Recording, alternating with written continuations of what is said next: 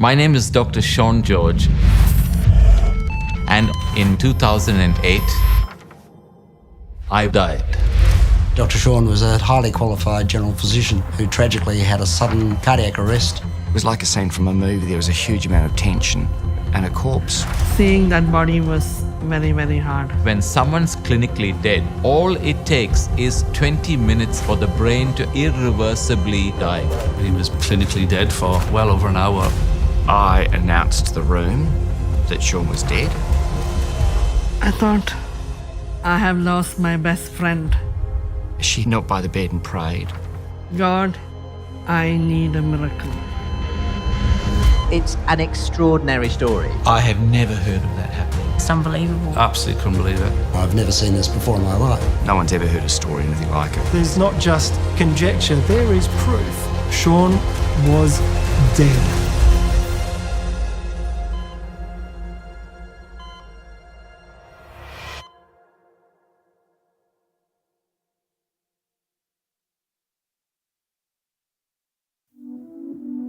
I haven't seen many things that I would call a miracle. In fact, I don't think I've seen anything I'd call a miracle, except for this. I think people often expect miracle claims to come from the uneducated or unqualified.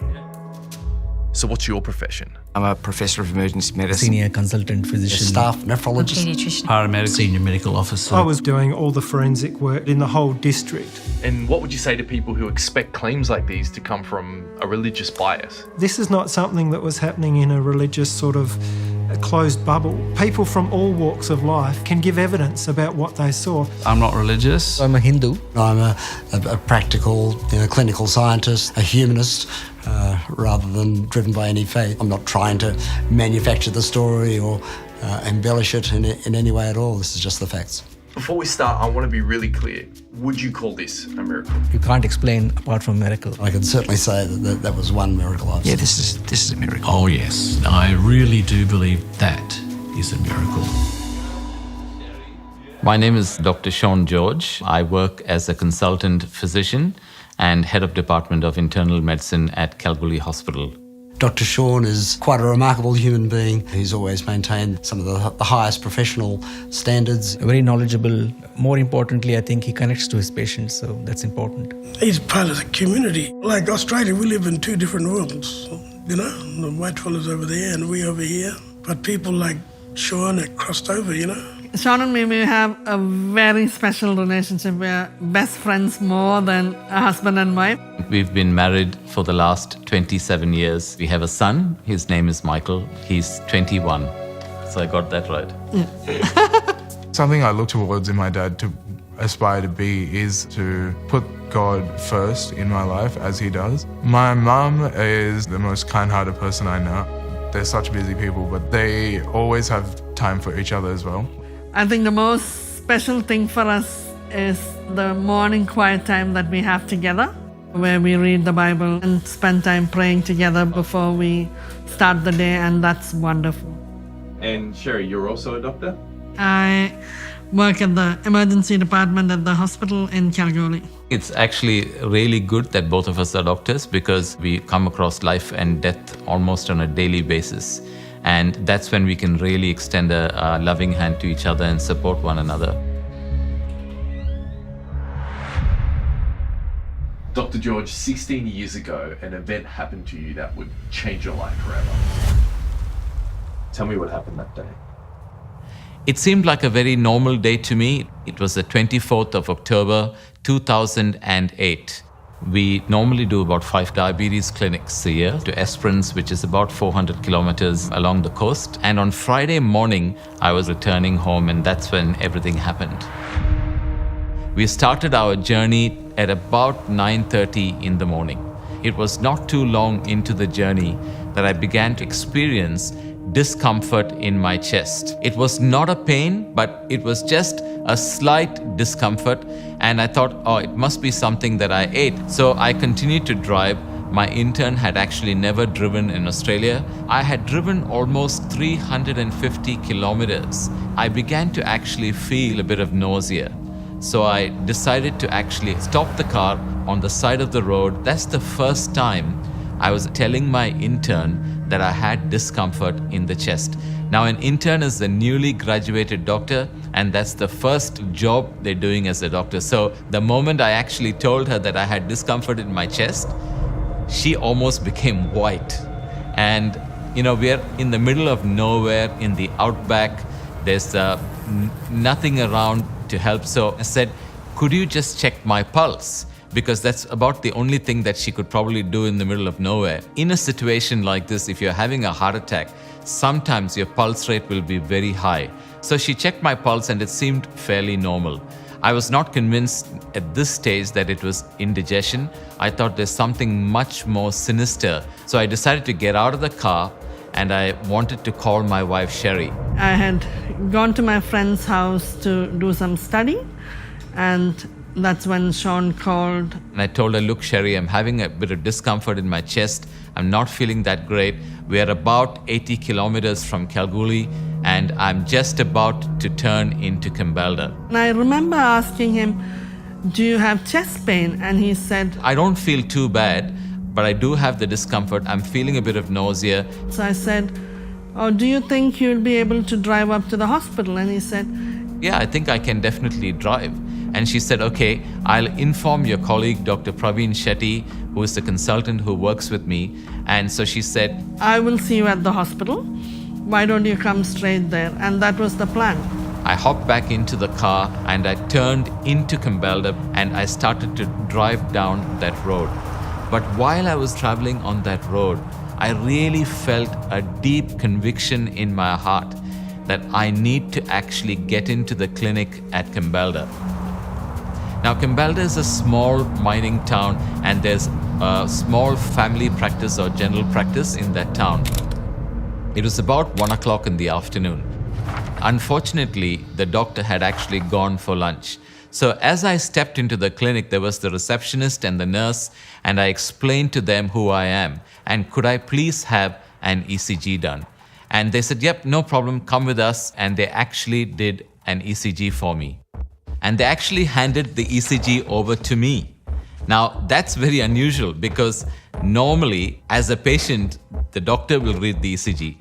But because the doctor was out to lunch, they handed me the ECG because I was both the doctor and the patient. And if you look at this ECG, you will see that in lead 2, lead 3, and AVF, there's what we called as ST segment elevation. What it really means is that I was having a heart attack in the inferior wall of my heart. Now, you can imagine, I was looking at my own ECG. I said, oh my God, I'm having a heart attack. That might seem really strange, but remember, I'm a doctor and I know exactly what that means. At this stage, I was getting very anxious, and that's the honest truth. Because I was not looking at someone else's ECG, I was looking at mine. Basically, at that stage, I started to actually have quite a lot of chest pain. And I told the nursing staff, can you please call the doctor who is at lunch and ask him to come because I need help. When he saw me, he said, Sean, you're only 39 years old. There's no way that you're having a heart attack. You're probably having indigestion. I know that he was actually trying to calm me down because at that stage, I was really getting stressed out and the pain was getting more and more. So when the doctor actually came, he said, let's go to the next room and let me do another ECG for you. And took me to the next room, and it so happened that that was the resuscitation room. I saw that right next to the bed, there was the resuscitation trolley, and on top of the trolley was the defibrillator machine. So I lay down on the bed there, experiencing quite a lot of chest pain at this time. And they were actually hooking me up to the monitor, and they gave me a shot of morphine, and still the pain was actually quite severe. I hadn't heard from him for a while, so I just thought I'll find out how he's going. And I called him, and the intern actually picked up the phone, and I said, can I talk to Sean? And she said, oh, can you call back a little later? And I said, no, I want to speak to him now. And I got the call, and he said, Sherry, I'm actually in Kambalda Health Center now. I have actually done an ECG and I'm having a heart attack. And I just couldn't believe what I heard. She was obviously quite shocked by that. And I said, look, they will bring me from the clinic by ambulance. I won't be driving anymore. Whatever you do, don't try and drive to Cambalda. Don't worry about me. Everything will be fine. So then here I was, I didn't know what to do. So I just rushed to the hospital to find Dr. Shetty to tell him that Sean was going to come because he wasn't well. As I was laying down on the bed, I noticed that my pain was getting worse. I looked at the heart monitor and I noticed that my pulse rate was going up. My blood pressure was actually going up, and I was thinking to myself, that's not good. And that was the last thing that I actually remember seeing. So Dr. George was working for you at the time. How did you get the news? I received a phone call from Cambalda. I was told that he'd had a cardiac arrest. It was quite concerning to me, obviously. I didn't want to lose my friend, neither did I want to lose my head of medicine. So I went down to the emergency department. Dr. Steve Dungy was working there. He said, Sean's had an arrest and CPR is in progress. Will you go down there? I really argued. I had a job to do at the hospital and I just felt like it was a waste of time. I said, I don't know where Cambalda is. I said, I don't have a car. He said, we can lend you a country health car and someone to drive with you down there. I think he was quite dubious about being any use at all because Cambalda was about 60k, so it would take at least half an hour to get there. I was the most reluctant person you've ever seen. I just said, this is a waste of time. He's either going to survive or he's not, and my presence at his resuscitation is not going to make any difference. When I get there in 45 or 50 minutes, he'll be dead or alive, and I've got no ability to impact on the outcome. I think he'll be dead, you know. And he said, will you please, as a favour, please just go down. He's the head of medicine. He agreed to go, so I was very pleased about that. So I jumped into a car with a colleague, Dr. Reddy, and we trundled down the road. I did not break the speed limit. I didn't think there was any point because, you know, we're so familiar with this. I knew what the outcome was going to be. I thought I did. What I was told by the doctors who were there on the day was that I actually had a seizure and that was it. I was in cardiac arrest. So the doctor and my intern immediately, along with the nursing staff, started to do CPR until they could actually connect me to the defibrillator. While my resuscitation was actually happening in Cambalda, Sherry actually received a phone call. Sherry, Sean's wife, was with me, and Ben Ansel was one of our good friend of both me and Sean. Dr. Shetty got the call and he was so stunned. I think he didn't know what to say. I got a call saying that we've got Dr. Sean George here, and he's had a cardiac arrest, and we have tried to resuscitate him, and we haven't been successful so far. I remember him saying, "What?" And he kept saying, "What?" And then he just said, "Sherry, Sean's arrested." Sherry got obviously very upset, and then we said, okay, we should drive down. It didn't make any sense to me because I'd spoken to Sean a few minutes ago. I didn't realize that it was that serious. I was shocked to actually find out that this person was my boss, Sean. So that was the shock. And then we got together, I was the driver, and we headed off 50 kilometres away to Cambalda.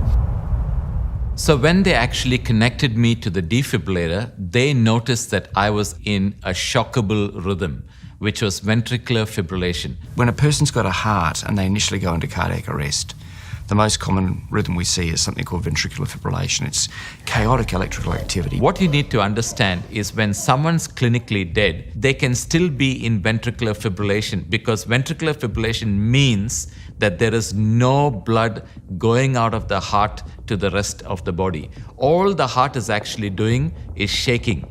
It's not pumping. So clinical death is not necessarily always a flat line as you'd see in the movie. It could be ventricular fibrillation, it could be pulseless ventricular tachycardia, or it could be a flat line, and sometimes there might just be a slight waveform what we call as pulseless electrical activity.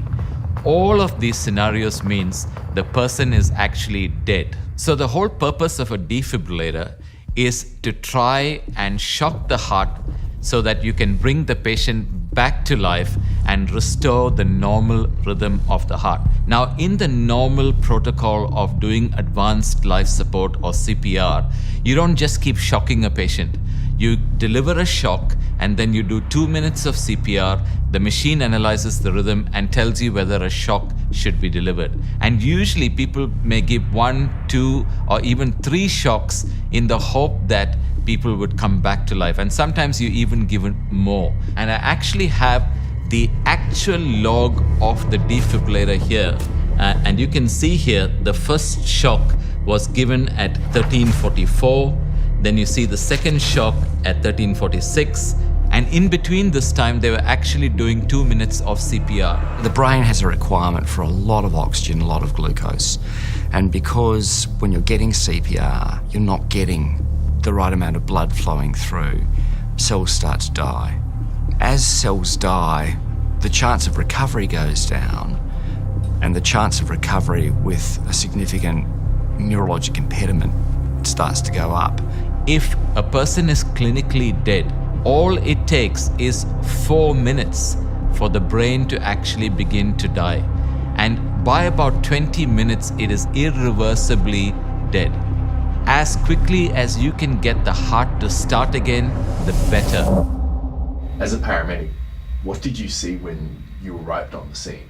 When we arrived, Dr. George was obviously on the table. He'd had a few rounds of defibrillation to try and shock his heart back. Generally, people, when they come around, they generally come around after a few shocks. That's when you normally get the good outcome. And then the third shock, the fourth shock, just wasn't wanting to get back into that normal rhythm. It's just frustrating. You're just like, come on, you know. And it doesn't end there.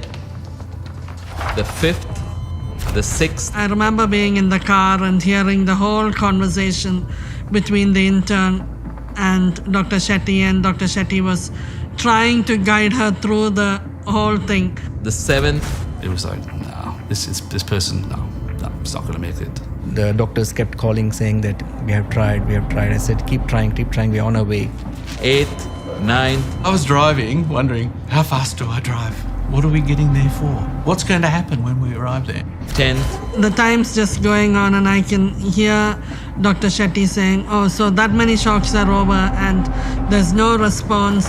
11th, 12th. In my mind, I was thinking, oh my God, what am I going to do? 13 shocks were given over a period of 48 minutes. But after 48 minutes, when the machine actually analyzed the rhythm, it did not actually recommend a shock, because from the state of ventricular fibrillation, I progressed into a flat line. He was on the flat line. You're not going to survive this. We call that flat line in medical terms asystole. Asystole means there was not a skerrick of activity. His heart wasn't moving. It was just a dead heart. I'm a doctor. I know there's nothing left. You know, time's going on. It's more than half an hour. And by the time we get to Cambalda, it'll be at least an hour before we reach there. And Sean's been dead for 1 hour and nothing's going to happen. The biggest thing in my mind is, how am I going to tell my child that he's lost his father? Sherry was really distraught. I had almost nothing to reassure her with. Things all looked bad. I felt like I was all by myself because I didn't know what to do at that stage. When Dr. Steve Dungy arrived in Cambalda, the resuscitation had already gone on for well over an hour. The entrance was into a crowded room where there were 2 paramedics taking turns to do CPR, an entirely lifeless body, a monitor that showed a flatline trace, which means there's just no electrical activity in the heart. It was like a scene from a movie. There was a huge amount of tension and a corpse. You received a call from your dad that changed everything. I vividly remember the day.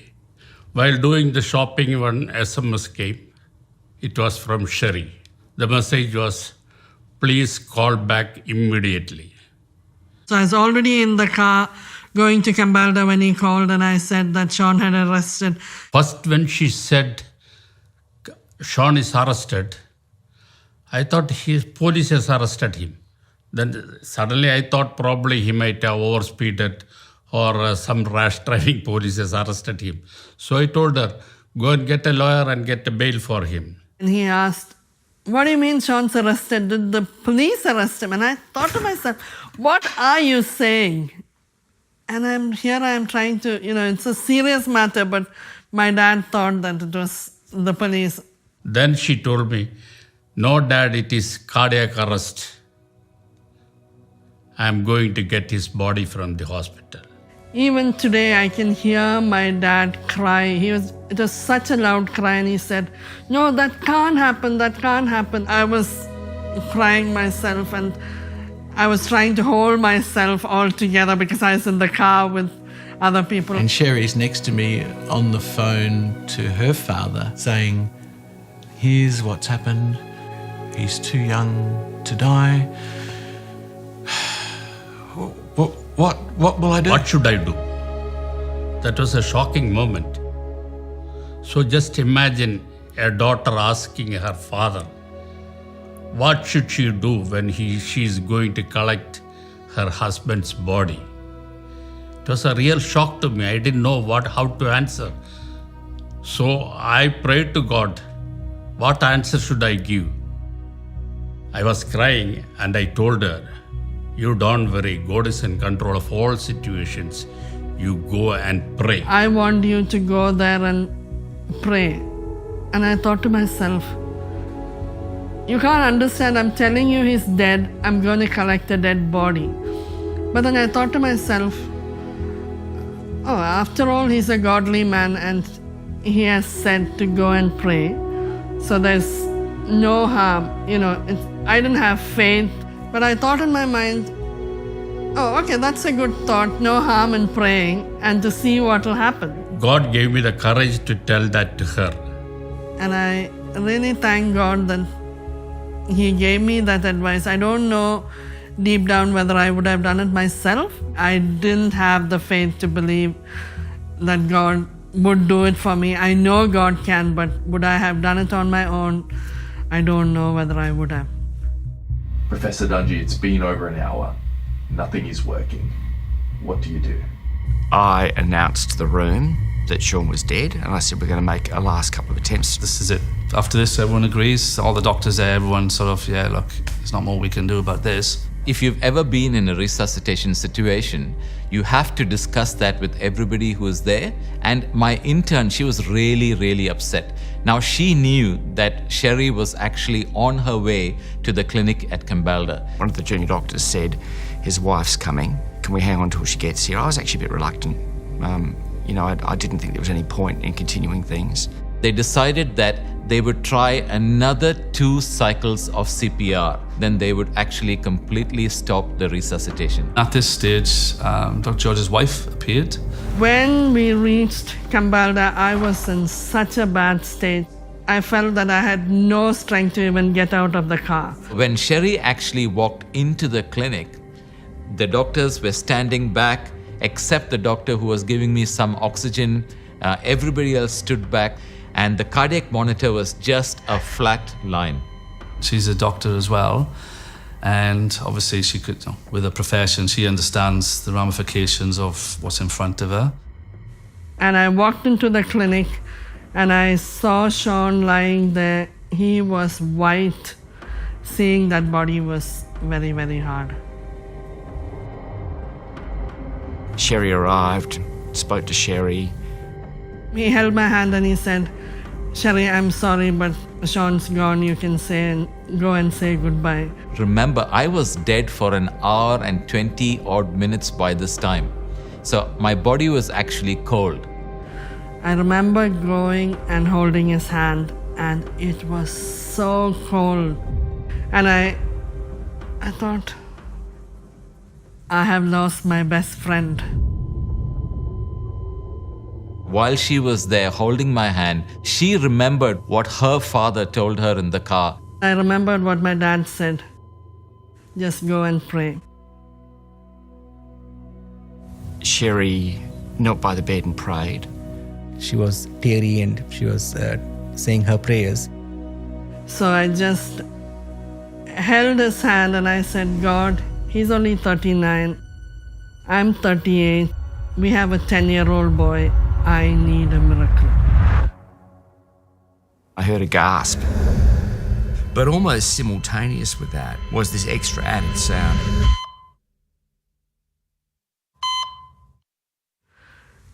And then the next thing I know, there was so much of confusion, so much of noise, and I thought to myself, oh, I'm just imagining, because that's what I would love to happen to me.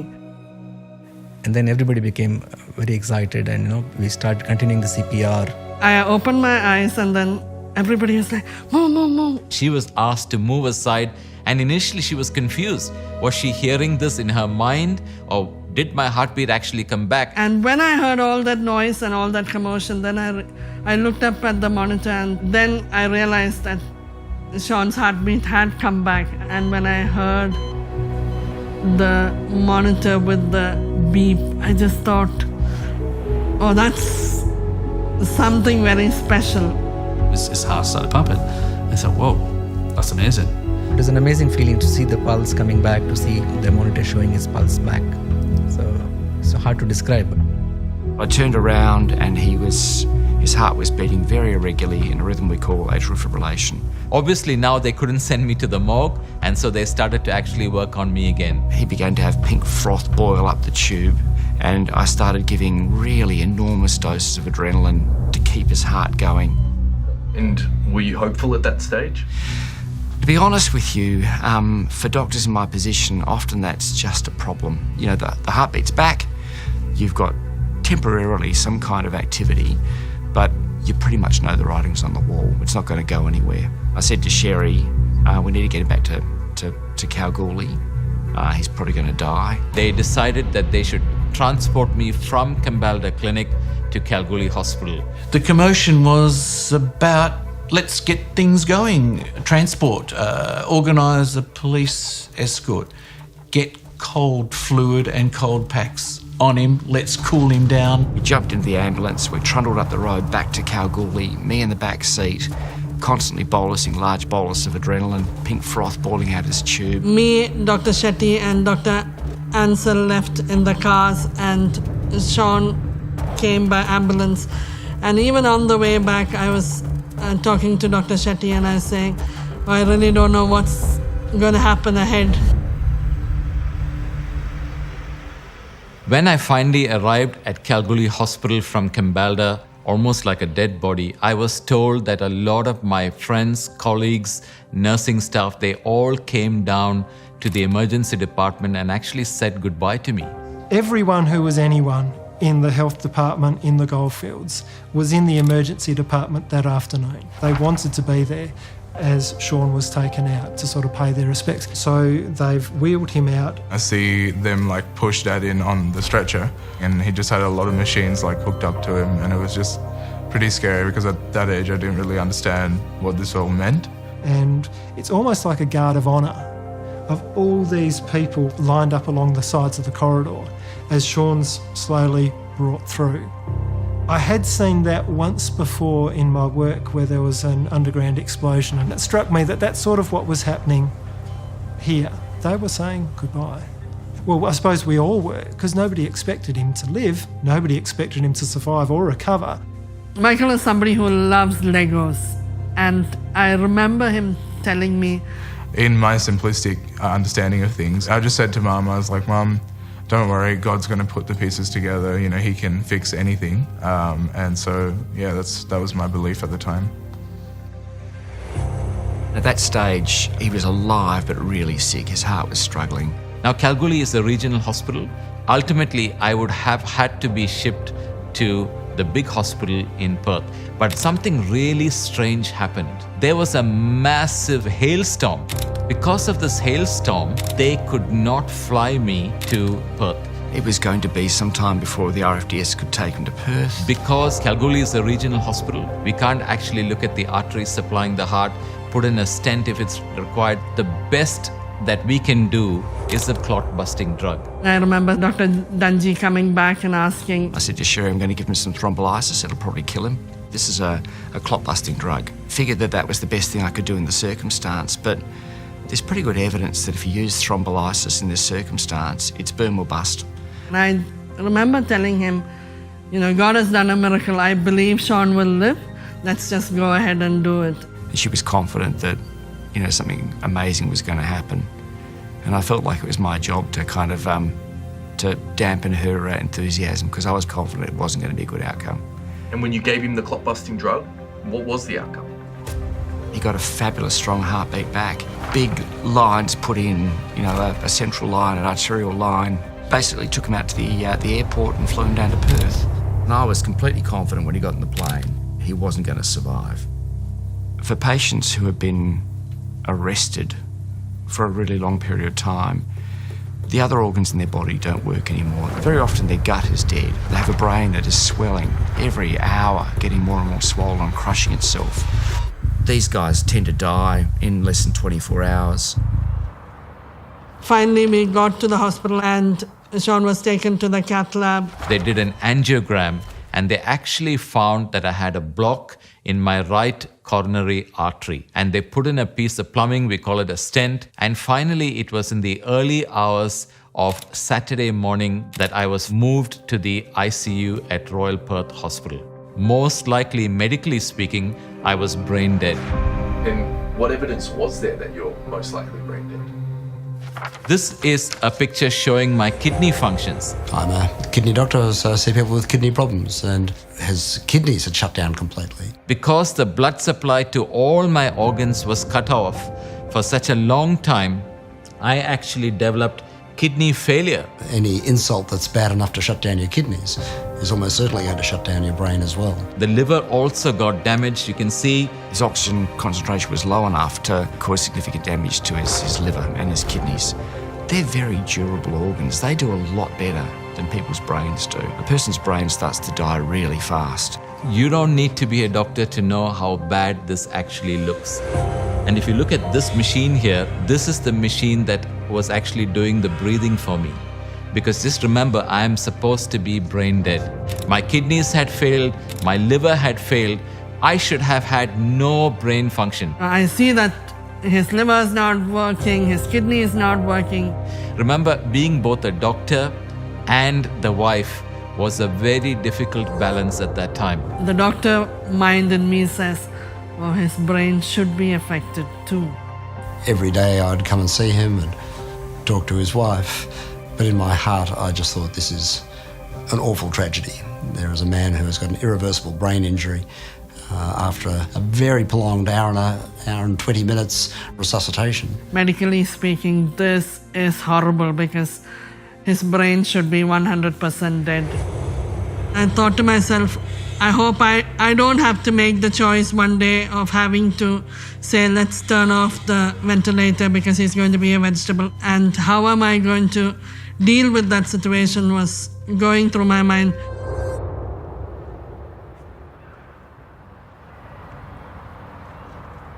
There I was in Perth all by myself, didn't know anyone. And as I was going with Sean, I saw Dr. Christine and Jeffrey Stokes waiting there because they had heard what had happened, and it was so nice to see somebody that I knew. And the Bible talks about raising the dead, and I'm expecting, Jeffrey actually anointed Sean's head with oil and prayed. Uses oil, whatever oil is around. Sometimes it's butter or margarine out of the fridge, or olive oil, whatever oil, doesn't matter. And he will pray, and then he would touch them, usually on their forehead. You were saying, it's done. Just laid hands and just believed it. Everyone in our church knew about it, everyone was praying. The other churches in Kalgoorlie, they knew about this Christian doctor too, but it was more than that. Sean and Sherry and Michael, they're very well known, very well respected people. all over the world, and there was people praying and calling out to God all over the world.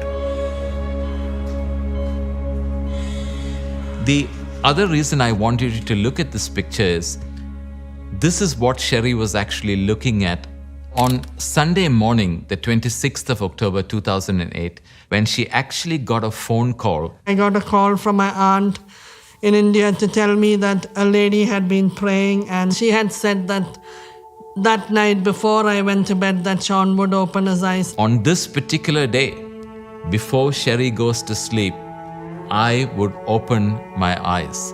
Now, you tell me, if you were actually looking at this picture, would you believe that? I thought to myself, my aunt is not medical. She has no clue. Sean's so sick. But I just believed the message that she told me. And I thought, okay, tonight before I go to sleep, if Sean will open his eyes, that would be great. On that evening, one of my colleagues, Dr. Christine Jeffrey-Stokes, she came to visit. Dr. Christine was there, and Christine was actually talking to Sean. It's our normal practice with children who are in that situation, and I'm a paediatrician, is to talk to them about normal things. And so I started talking to him about just normal stuff, what the weather was like, what we were doing, how we were there. And she then noticed that there was some flicker in my eyes, and she actually asked me, Sean, are you there? And his eyelids fluttered again. And I said, Sean, if you're there, squeeze my hand. And apparently I squeezed her hand. And then she actually shouted loud, if you can hear me, open your eyes.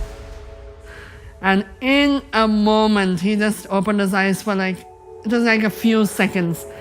And I saw that, and then I remembered what that lady had said, that before I sleep on Sunday, Sean would open his eyes, and that had happened. I think we cried. We both cried. So, yeah, it was exciting and almost unbelievable, The next day, I started to actually move my hands and my legs, which means that I actually had brain function. On Monday, they started to wean him off.